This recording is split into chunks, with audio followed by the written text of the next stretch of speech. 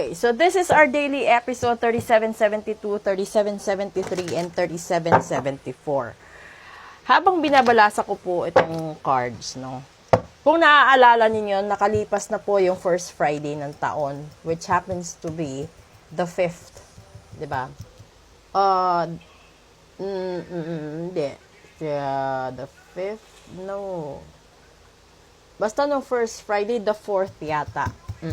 The 4th or the 3rd. January 3rd, first Friday. And then, mangyayari yung first Tuesday, this coming January 7. So, ibig sabihin, yung vibration ng January 7, magsisimula alas 11 ng umaga ngayon na January 6. So, sa may mga barang kulam, sumpa at gayuma, delikado.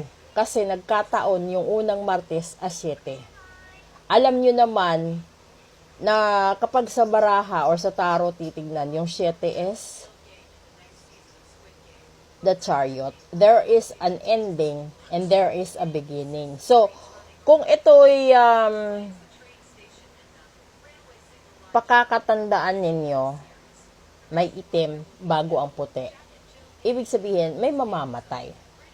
Bago, posible na may papalit na bago, or kung mapapanegosyo, malulugi ka kasi may kakompetensya ka. Kung karelasyon, hihiwalayan ka dahil may karibal ka. Kung siblings naman, ito rivalry. Kung sa kaso naman, ipapanalo mo na, matatalo ka pa kasi may suhulan. Kung sa politika naman, no, may pandarayang mangyayari. So, ibig sabihin, yung mga kalaban ninyo, posible pinabarang na kayo nung nakaraang taon, pinabarang na kayo nung atres, tapos sisigundahan kayo ngayong asyete para matapos. Ang pinakadelikado, kung tapos at kumpleto ang lahat ng gamit, dahil tatalab po yan sa ayaw at sa gusto po ninyo. So, kukuha muna tayo dito ng 3 cards. Una, vibrancy. Pangalawa, patience. And pangatlo, miracles. O, di ba? Kailangan nyo ng miracle sa buhay. Diba? At pakatandaan, yung miracle at saka yung patience, magkakulay. Magkakulay sila. And, itong vibrancy lang ang iba. Ibig sabihin, nakadepende sa vibrations mo ang swerte mo at ang mangyayari. Ito, bibigyan kita ng magandang halimbawa. Kung nagparitwal ka, no, sa mambabarang, tapos hindi mo natapos, binabalik sa'yo yun.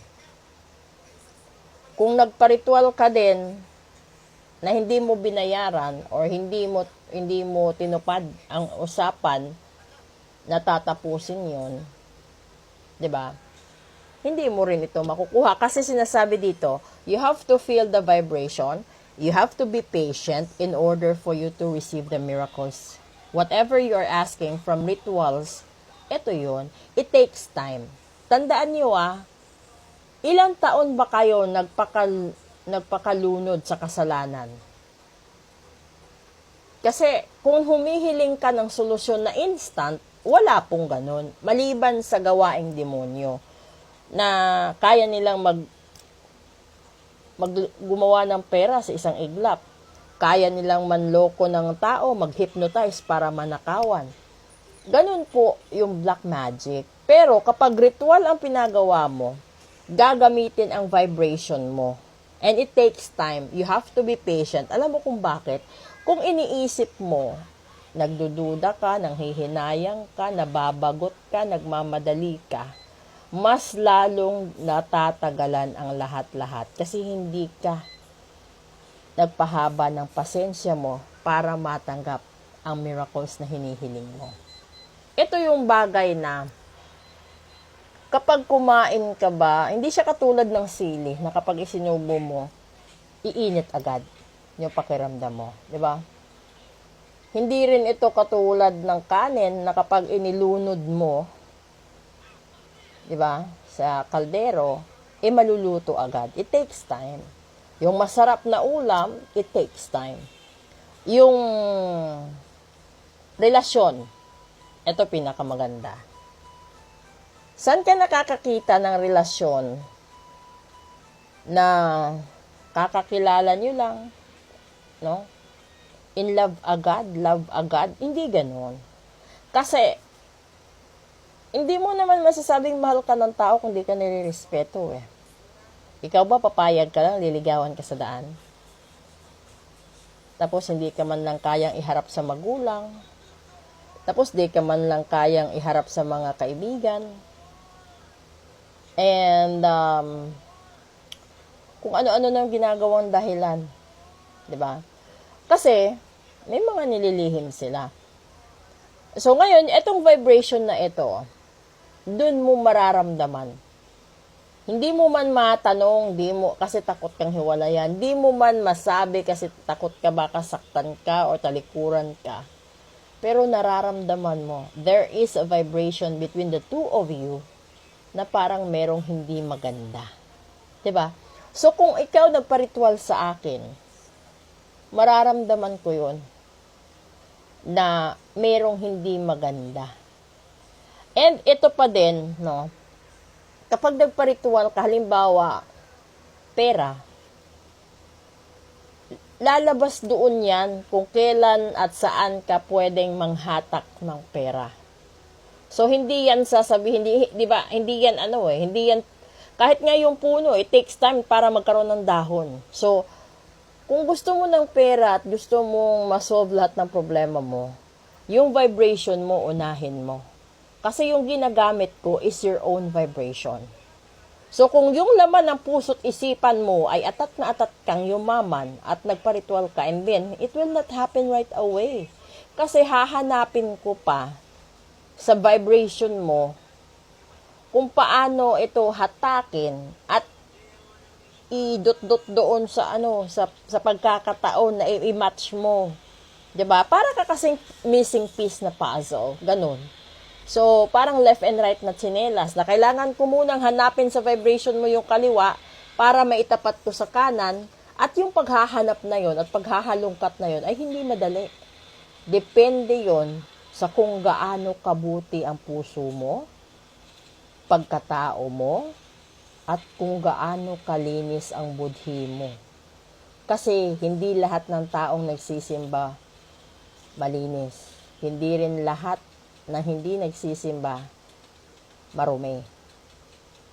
Alam nyo ba na nasa nagsisimba ang maraming demonyo? Nagpapanggap silang anghel para paniwalaan sila. Kaya huwag kang maniwala sa mga taong laging nagpapakita. Dahil ang mga taong exposed masyado, ito yung mga taong may hidden agenda. So, ito yon. Basta kung magpapagawa ka sa akin ng ritual para hindi ka mategi sa asyete or mamayang alas 11,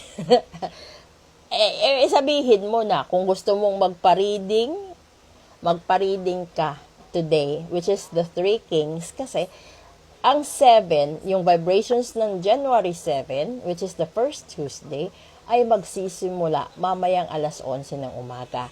Kasi po, ahead ng 13 hours, yung mambabarang sa normal na orasan ng tao. So, kung babarangin ka niya, huwag kang mag-isip na Martes pa. Ginagawa na niya yan 13 hours ahead ng Tuesday, 13 hours ahead ng Friday.